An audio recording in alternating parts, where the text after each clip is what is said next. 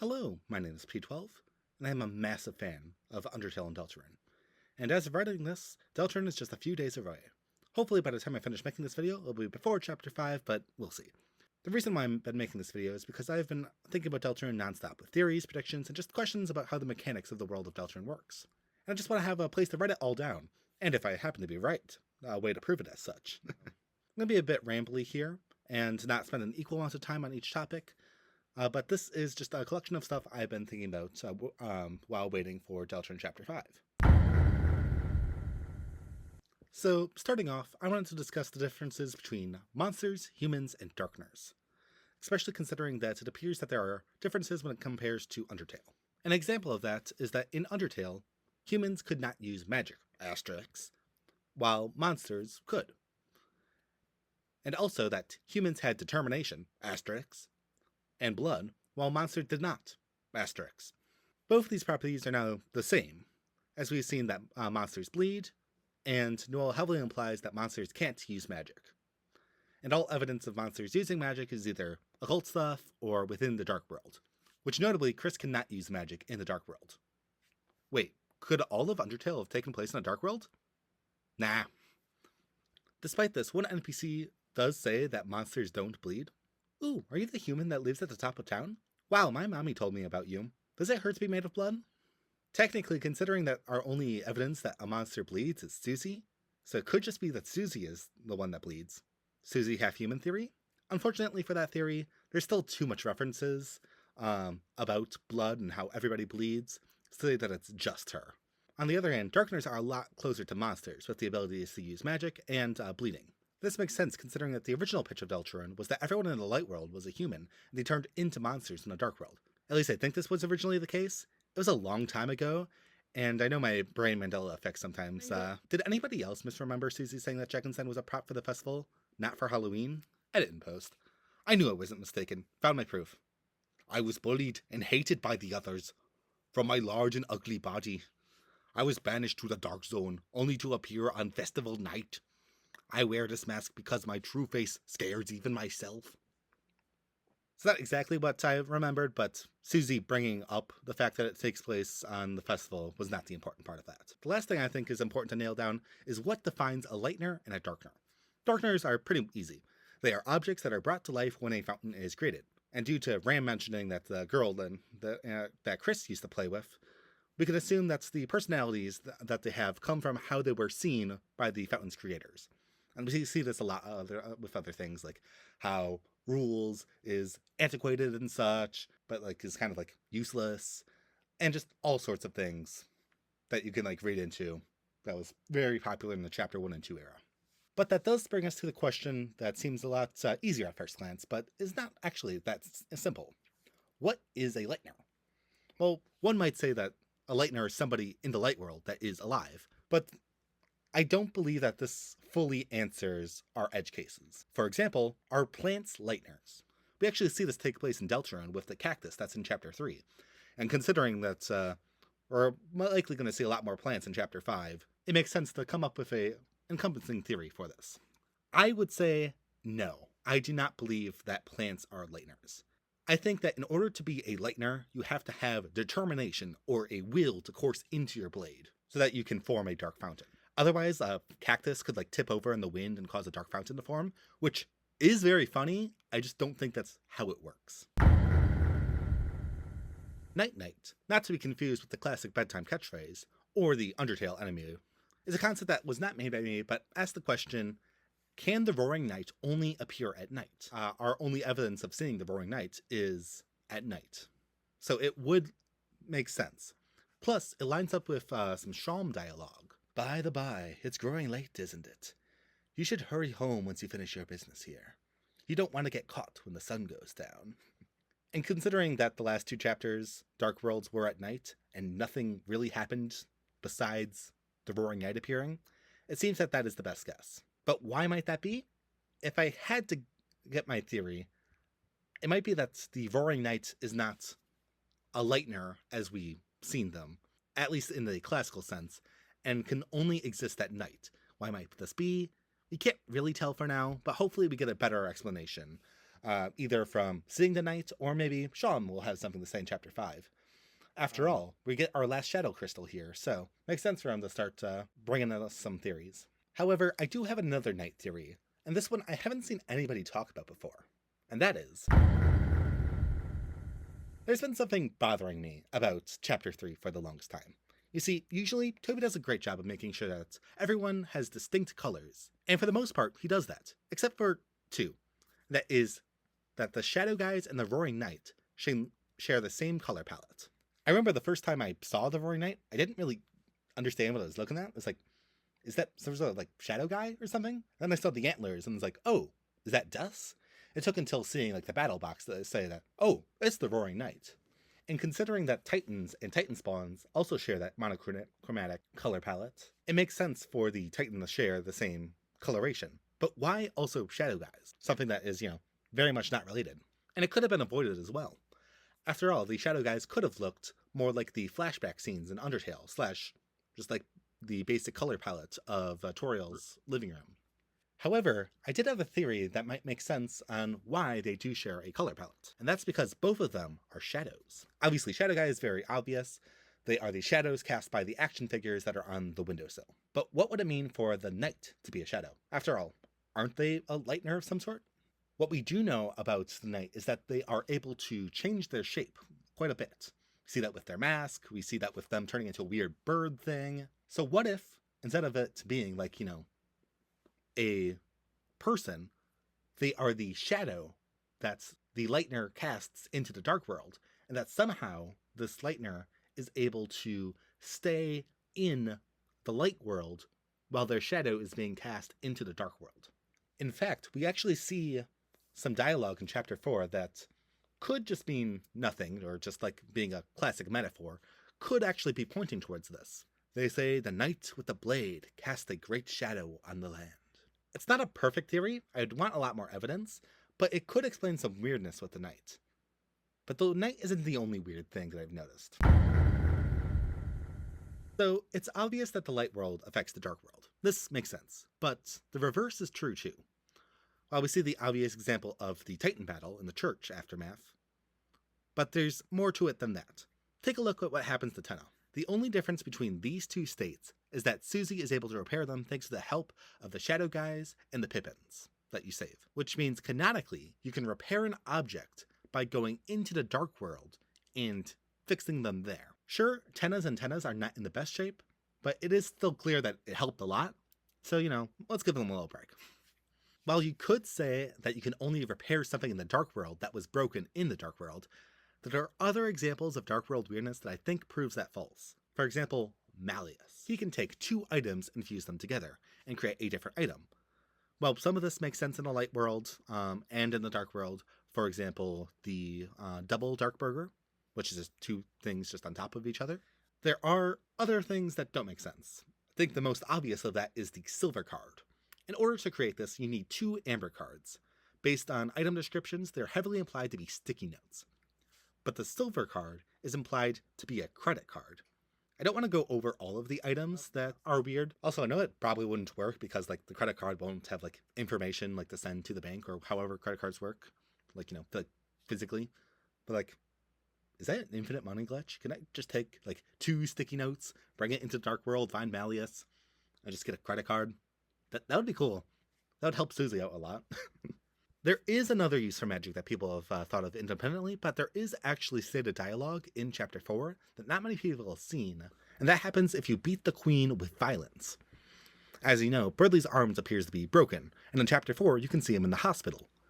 Although, you probably haven't seen that scene because either in Chapter 4 he's doing a lot better, or a lot worse. Regardless, if you visit him, Susie will say, "Damn, his arm got totally toasted in the dark world, and now...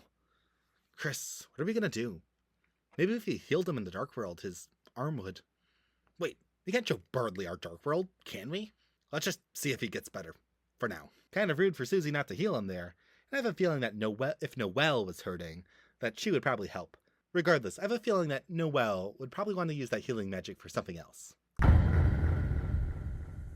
This one's a lot shorter, but I was just wondering if Gaster will tell us when the next chapter will release, like he did last time. My guess and prediction? No. Toby could only really do that because 3, 4, and 5 were planned out as one release, and Chapter 5 was almost finished. So it really wouldn't make sense to make a promise like that. It could happen. I'd love it to happen. I just doubt it. Well, that was kind of fast. Can I pad this out any longer? I guess it would be cool if the Gaster dialogue that said, like, how much longer it was updated on the 23rd to say Deltarune tomorrow. Anything else? It's also kind of strange that in the halfway point was at the end of 4, when it really should just be, like, halfway in 3. But that would be kind of weird if you were in the Jackenstein fight and all of a sudden Gaster dialogue was there.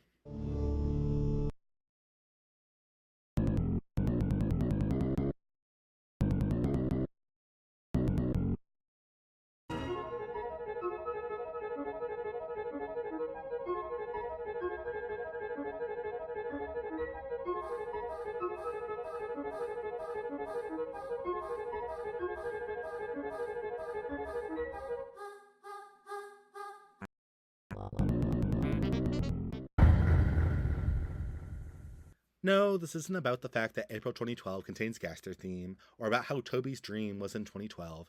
This is a theory that people have been talking about, that the weird route will end in Chapter 5, due to Toby posting this image. I think it's persuasive, but yet I find myself doubting it, despite the amount of evidence there is for it. Maybe it's just cope, but I think the reason that we haven't seen anything listed for Chapters 6 and 7 is because they weren't as complete as Chapter 5 when Toby wrote it. I named this theory because of what people thought of 2012. For a little bit of a reminder, some people believe that the world would end in 2012. Why? Because the Mayan calendar didn't record any year past then. While it should have been obvious that the reason a physical calendar didn't go past that date is because they had to stop at some point, there was a lot of people who believed it. I even remember stories on the news about it. Please note that all this stuff was happening in 2011, and I was like 7 years old. So this was like before I had like the realization that adults could be just as wrong as like kids about this kind of stuff. And so like that entire year, I was like worried about the world ending. You know, thinking about it, that might just be the reason I have an anxiety disorder. Huh. Well, anyways, I think that image from Toby is just like the Mayan calendar. There's a good reason for it to be cut off where it is, and people are just freaking out about it for no reason. Maybe. There's still a lot of good evidence for it. Well, let's just move on to the next theory. So I feel like this one is obvious, but I haven't seen a single person talk about this. Berdly is a representation of what will happen to Chris, right? Like, Berdly loses his access to arm when you defeat Queen with violence. Chris is theorized to lose a hand. They both become knights in a dark world with drawing utensils as weapons. Berdly was cast aside, and in the sword route, Hero Sword is used up just with the girl. Queen's fun gang mirrors the fun gang with a Monarch Darkener and a girl with love crossed on their heart. In Chapter 2, both of their teams leave them, and both of them won't end up with their crush because they love each other. I'm joking with that last part, but still, I wonder why nobody brings it up, especially with how popular the theory that Chris will lose their hand. I saw it in a fan-made trailer, but I refuse to believe that Sans won't say this when Chris is waking up. Maybe it's not that specific, but it has to happen, right? I mean, technically, that dialogue was already used in Chapter 1 when you looked out the window, but technically, in Undertale, it was already reused, so maybe. Speaking of Sans, his brother has got to make an appearance. And with the festival going on, it makes for the perfect time to meet Sans' unknown brother. But not only will we meet Sans' brother, I think that we're going to meet Chris's brother too. I really do believe that Azrael will be in this chapter with Sans' brother. After all, looks like you won't be able to meet with him today. Yeah, it's a bummer when things don't work out. Sorry about that. I'm sure you'll meet him someday. Maybe around the time your brother comes home. I mean, has Sans ever been wrong about anything before? Huh? Well, besides that, with Asgore as the boss of Chapter 5, it just makes sense. After all, it has been a week since the start of the game, and the festival feels like something that Azrael wouldn't want to miss, so I do believe that both brothers will make their appearance. And please, Toby, I need Azrael's dust to be proven wrong. So we know that Susie and Noelle are obviously going on the Ferris wheel together, which means that we're going to be without a partner to go to the festival. Luckily, our knight in the glow-in-the-dark armor is here to save us. After all, no matter what option we pick in Noelle's house, it puts us/Chris and Burley's pool of potential paramours. I mean, what else is the player going to do while waiting for Susie and Noelle? Close our eyes and think about Susie? Wait, no. That actually makes perfect sense. Change the title card, that's what's happening. Chris will get a phone call, close their eyes, force us to look at Susie, and then they will create the Chapter 5 fountain on Carol's orders. Kind of like what they did in Chapter 4. Speaking of events that happened in Chapter 4, during the time where Susie and Noelle are talking in Dessa's room, Susie does a really bad job at hiding the fact that Noelle's dream might just happen to be real. And I do think that because of that, and maybe some other events, not only will Noelle find out that the Dark World is real in Chapter 5, but will enter it. In fact, I think they're going to enter Castletown. After all, there is unused text in the game, not only for Noelle equipping and using items in Chapter 4, but also for receiving butler tips within the cafe. I don't really have much else to say about this, but I do believe that Noelle is going to be included. Also, I didn't find this, but somebody else realized that in the very little Chapter 5 battle image that we saw, Ralsei is moved 1 pixel off on where they should be. So, Woody Theory. It's a long shot, but I do think that there's a chance. If not a cowboy, then at the very least I can imagine Friend playing more of a role in this chapter as they become more frequent. But still, I do believe that there might be a cowboy stuff. After all, there is still Asgore's TV, plus the Buttes, and the Temmie art, and the train conductor Floridin, and the Floridin shooting spines like a cactus. It could be there. We just have to keep on waiting, and hoping, and dreaming. So, in Chapter 3, Spamton was very relevant, and this made a lot of the Jevil fans kind of disappointed. So will Toby read into this fan feedback and try to get Jevil into Chapter 5 a bit more? I doubt it. I only think that Spamton was as relevant as he was because of the sweepstakes, and because of how relevant he is to Tenno. I don't think Jevil has that much relevance to whatever we'll find in Asgore's shop.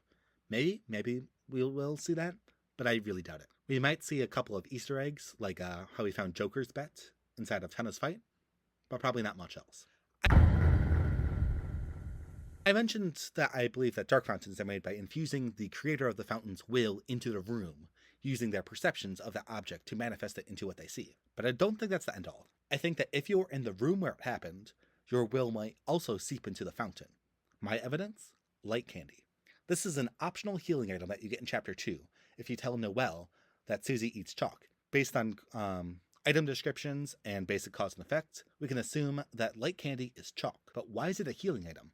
Why isn't it a weapon like other drawing utensils like pencils, highlighters, and feather pens? Well, that's because when Noelle was in the room where the fountain was made, her will seeped into the dark world and made it into food. It is possible that the person who made the fountain also was aware that Susie ate chalk, or was Chris who knew that Susie ate chalk, or just the knight themselves ate chalk, but we don't know for sure. However, we can make a guess based on another item, the Wingblade. In Chapter 4, we encountered this item in the first sanctuary. However, we encounter it again in the second sanctuary as an enemy. However, this doesn't cause us to lose our weapon, but instead, because Chris holds on to the knowledge/will that they have that this is an item, it stays the same, while also being reinterpreted by Susie.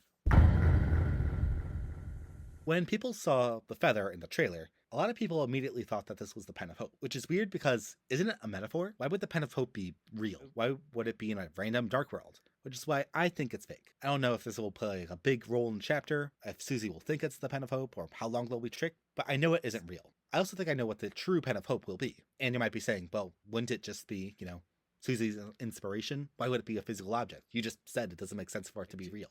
I do agree with that, but we do know that the dark world takes subconscious stuff and makes it real. So we will get a Pen of Hope in the dark world. Let's get back to the last topic I was talking about. Remember how I talked about how chalk is a drawing utensil and how they normally turn into swords for Chris? And do you remember the prophecy panel where the second hero holds a sword? And what is the very first thing that we see Susie do in game? And what was Gerson's old job? And what do teachers in Hometown use in class? My theory is that Susie will reinterpret a light candy, or just chalk in general, as the white Pen of Hope, as she accepts that dark worlds are malleable to her own will, and that her choices matter. but I doubt all of this will happen in Chapter 5.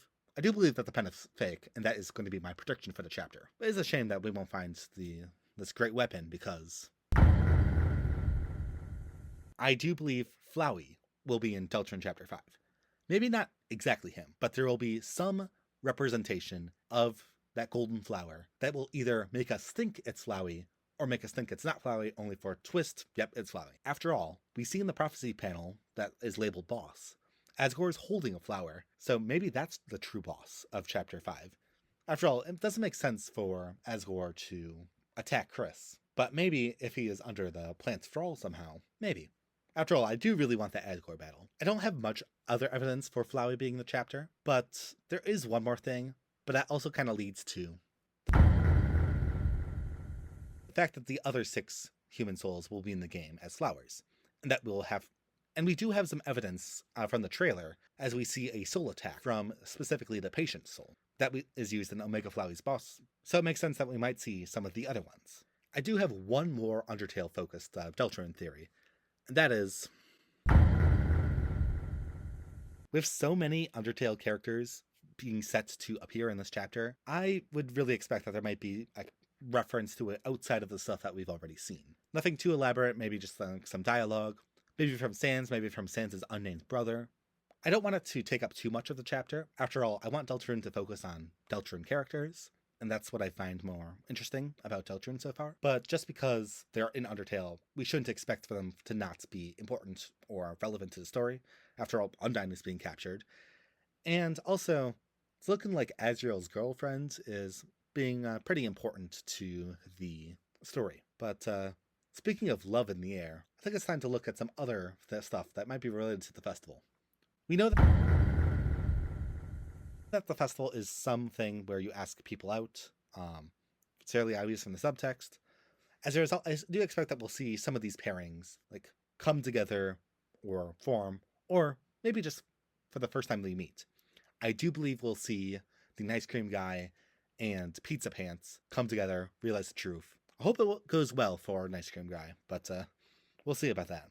Other relationships that make sense for the focus on the chapter are like Asgore and Toriel, Elphys and Mad Mew Mew's weird one-sided crush on Asgore, Sans and Toriel, Chris and Birdly, and of course Susie and Noelle. Also, I think that it's important for Noelle to confess her love to Susie, because I don't think that Rudy is going to be making it past Chapter 5.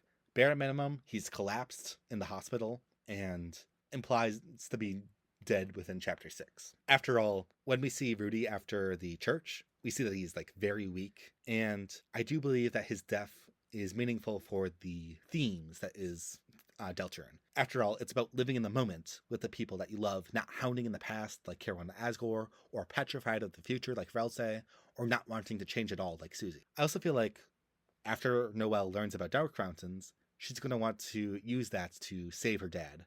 And unfortunately for Angel, we'll have to banish her heaven. Let's hope she's not stronger than we think. So ever notice how the first Dark Fountain in the church is like pretty small? Isn't that kind of odd? What if the reason why it is smaller is because this is the second fountain within one night that the night created?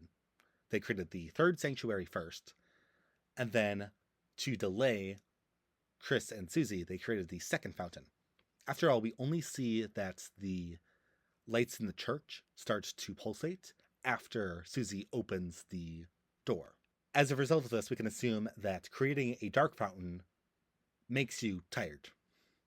It takes like the will out of you. This might explain why Chris is the only one to fall asleep within the church scene, and not Susie, despite the fact that they both had this very long TV world adventure, and that it would make sense that both of them to be like dead tired, and why we do have to sleep within that scene. This also makes sense on why the knight appears to be within the closet at the end of Chapter 4, and not running out like they did with Chapter 2, Chapter 1, because they could just be like too tired to fully escape, and they just have to like hide and rely on Chris not opening the door in order to not be spotted. And because of that stuff within Chapter 1 and 2, we know that the knight's just not lazy, unlike a certain other character that I do expect that we'll meet soon. Well, meet in the dark world, I suppose. I know it sounds crazy, but I really do think that there's a good chance that we'll see Sans, and maybe Sans' unnamed brother, within the dark world. After all, we do need to see the fields of pink and gold ablaze in jealousy, and Sans might just get caught up in there. I do think it would be very funny. See him in there, barely changed. Maybe his slippers are colored different color. I don't have too much evidence for this. It's not impossible, and I do believe that it's more than 0%. However, there's another theory that I want to talk about that I do think is a lot more likely. I think this one's like pretty self-explanatory, and I don't want to waste your time, so we'll just move on to the next one. So I deliberately ignored one couple that I think does make sense for the festival, and that is Noelle and Caddy. We do know from the Spanton sweepstakes and in-game that they are close, even to the point that Caddy walked all the way in the pouring rain just because she would be pet by Noelle. And even if we take this in a non-romantic way, it still makes sense to be jealous of Susie, somebody Noelle wants to spend more time with, and something that Caddy does not like. And even if we do expect an inferno of jealousy, we do know that Caddy does plan something for Chris, betraying her trust. And you will taste the underworld's sickest hex. So it makes sense that there might be some burning in there. And if she's going, Jockington has to. After all, Chris, you know Jockington and Caddy are always partners. Not to mention the fact that they both have portraits, and Gaster calls them an interesting coincidence within the Gonnermaker sequence. So it's about time that they've had their relevant screen time. Also, seeing her as a witch with Jockington as a staff just makes too much sense. You know, it's kind of funny that we see Jockington be associated with objects so much. For example, the hula hoop. It was hula hoop day, and they ran out of hoops for us, so she used me instead. That's our origin story. Or when Jockington is working on the project, we see, I've already copied a bunch of pictures. It's the same image of a soccer ball 73 times. You could say, I'm having a ball. Or this really weird scene. Life is a big ball game, and when the man is on the field, he does a big dunk. Try to be that dunk. Why is Jockington associated with objects like this? It's almost like... Okay, hear me out. I know it sounds crazy, but you have to believe me. This goes all the way to the top. Think about that last line. Isn't that exactly what happens at the end of Chapter 4? He knows more than he's letting on. Not only that, he is the only Deltarune character that has 0 ties to Undertale. Some are just mentioned by name, or appear in the 10th anniversary, or we only see their family, but not Jockington. He is an original character for Deltarune that has no ties, and is important by Gaster. Not only that, do you remember Toby's policy on not making any merchandise about Lightworld characters? Isn't it strange then that we see not 1 but 2 pieces of Jockington merchandise within Deltarune? The locker is covered in Jockington memorabilia. It's a zine for Jockington fans. Seems popular. We know from Susie that Jockington fans are crazy, but really? Like, whole lines of merch? From locker stickers to magazines? Why? And I know what you're saying. A Darkener can't go to the Lightworld. But there is a Darkener who thought they could. Spamton. He believed that if he had Chris's soul, he could go to the Lightworld. What if that's true? What if Jockington got the soul of the Lightner? Maybe this, maybe the Forgotten Man. The details don't matter. It matters that it's possible. Not only that, consider that second line I mentioned before. He copied soccer balls, and those are copies. Just like copies are monochrome, which ties him to Gaster. I know there's a lot of pins and not many strings, but there's something there that ties it all together. I don't know what it is just yet, but that's it. Cat's tail, friend tail, the tail of hell that must not be followed. Lost in the forest would go, the children followed the pointed tail. That's why Jockington's name is the only one that appears in the prophecy. That's not his name, it's a disguise, just like Timmy said. And Caddy shares the same colors of friend, and specifically the friend in Cat Petters. And after all, geez, look at you acting so holy. Come on, don't you think I haven't heard the rumors? You know, when you and Caddy were kids, didn't you try to summon a demon? That's it. That's it. Jockington is friend confirmed. Or maybe he's just a goner to be. Or a joke from Toby. Maybe I need to take a little break from theorizing. But after all these theories, like, what am I going to do? You know, there's 24 good ones here. That's almost enough. Yeah, that's just enough for a bingo card. So, when Chapter 5 releases soon, I'm going to be using this bingo card to see if I get myself a bingo. See if enough of my theories are proven correct that get something there. And feel free to use this as your own. And let me know if you get yourself a bingo. In the meantime, we'll just keep waiting.